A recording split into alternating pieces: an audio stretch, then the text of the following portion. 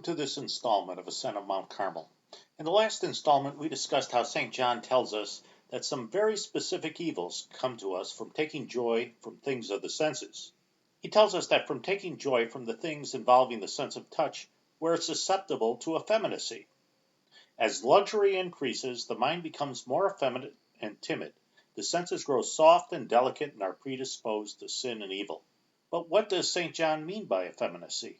St. John of the Cross was influenced by St. Thomas Aquinas, and St. Thomas tells us that effeminacy is a vice that is opposed to perseverance.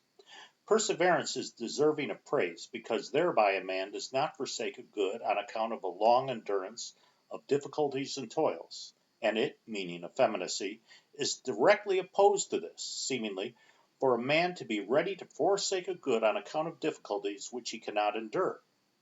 This is what we understand by effeminacy. Because a thing is said to be soft if it readily yields to the touch. An inordinate desire to play or relax is effeminate. St. Thomas cites Aristotle, who wrote that an effeminate man is someone who withdraws from good because his sorrow that comes from his lack of pleasure. St. Thomas tells us that effeminacy may be caused by taking joy from things of the senses.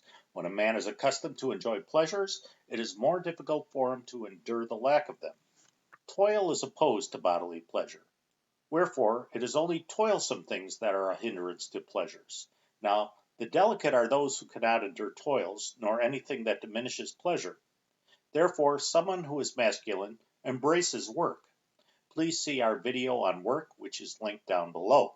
Accordingly, just as it belongs to effeminacy to be unable to endure toilsome things, so too it belongs thereto to desire to play or any other relaxation inordinately. Father Chad Rippinger has a great video on this topic that I've linked below, and I strongly encourage you to check it out.